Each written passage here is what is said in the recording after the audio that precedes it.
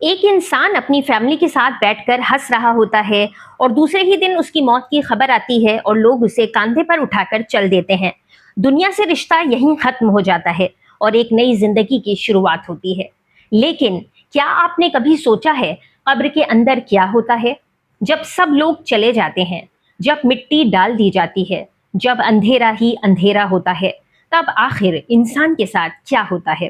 آج کی ویڈیو میں ہم قرآن اور اوتھینٹک احادیث کی روشنی میں جانیں گے قبر کی پہلی رات، فرشتوں کا آنا، سوال، عذاب یا رحمت، اور برزخ کی وہ دنیا جہاں ہر انسان کو قیامت تک رہنا ہے۔ ویڈیو کو آخر تک ضرور دیکھیے کیونکہ شاید یہ ویڈیو آپ کی زندگی بدل دے۔ اللہ تعالیٰ قرآن پاک میں فرماتے ہیں کہ ہر جان کو موت کا مزہ چکھنا ہے۔ موت سے کوئی نہیں بچ سکتا، نہ امیر، نہ غریب، نہ بادشاہ، نہ مزدور۔ جب موت کا وقت آتا ہے، ملک الموت اللہ کے حکم سے روح قبض کرتے ہیں۔ رسول اللہ صلی اللہ علیہ وسلم نے فرمایا، اگر بندہ نیک ہو تو اس کی روح آسانی سے نکلتی ہے، جیسے پانی مشک سے نکلتا ہے، لیکن اگر بندہ گنہگار ہو تو روح سختی کے ساتھ نکالی جاتی ہے۔ جب انسان کو قبر میں رکھا جاتا ہے، لوگ دعا کرتے ہیں، پھر دھیرے دھیرے سب چلے جاتے ہیں۔ رسول اللہ صلی اللہ علیہ وسلم نے فرمایا، میت اپنے ساتھیوں کے جوتوں کی آہٹ سنتا ہے جب وہ واپس لوٹ رہے ہوتے ہیں۔ سوچئے، اب کوئی دوست نہیں، کوئی رشتہ دار نہیں، بس آپ اور آپ کے اعمال۔ اب دو فرشتے آتے ہیں جنہیں منکر اور نکیر کہا جاتا ہے۔ وہ تین سوال پوچھتے ہیں: من ربکا، یعنی تمہارا رب کون ہے؟ ما دینکا، یعنی تمہارا دین کیا ہے؟ اور من نبیکا، یعنی تمہارا نبی کون ہے؟ یا پھر ما تقول فی ھذا الرجل، یعنی اس شخص محمد صلی اللہ علیہ وسلم کے بارے میں تم کیا کہتے ہو؟ ان تمام سوالوں کا جواب زبان سے نہیں بلکہ ایمان سے دینا ہوگا۔ جو دنیا میں اللہ اور اس کے رسول صلی اللہ علیہ وسلم کی اطاعت کرتا تھا، اللہ اسے جواب دینے کی توفیق دیتے ہیں، اور جو صرف نام کا مسلمان تھا وہ حیران رہ جاتا ہے۔ اگر بندہ مومن ہو تو فرشتے کہتے ہیں کہ تم نے سچ کہا۔ پھر قبر کو وسیع کر دیا جاتا ہے، جنت کی کھڑکی کھول دی جاتی ہے، جنت کی خوشبو اس تک پہنچتی ہے اور اس سے کہا جاتا ہے آرام کرو قیامت تک۔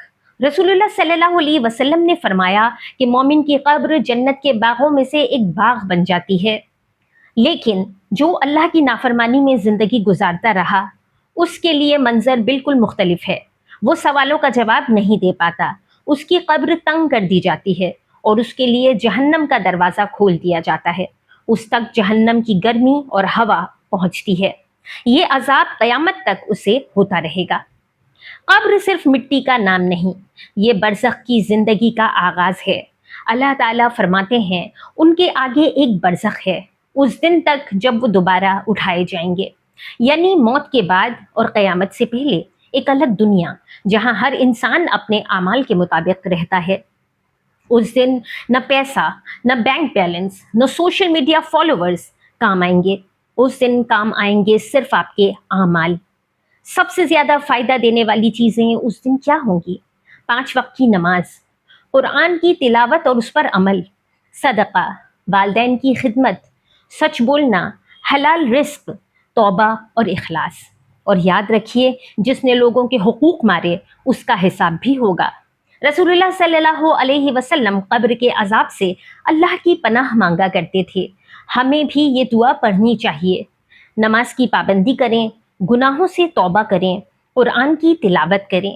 سورہ الملک کی تلاوت کے بارے میں اوتھینٹک احادیث میں آتا ہے کہ وہ اپنے پڑھنے والے کے لیے سفارش کرتی ہے جب تک اس کی مغفرت نہ ہو جائے، اور ہر کام صرف اور صرف اللہ کی رضا کے لیے کیجیے۔ ہم سب کا اصلی گھر قبر ہے۔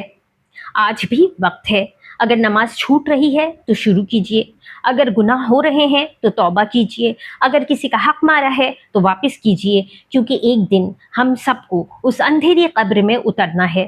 اللہ سے دعا ہے کہ وہ ہماری قبر کو جنت کے باغوں میں سے ایک باغ بنا دے، ہمارے گناہوں کو معاف فرما دے اور ہمیں قیامت کے دن اپنی رحمت کے سائے میں جگہ عطا فرمائے۔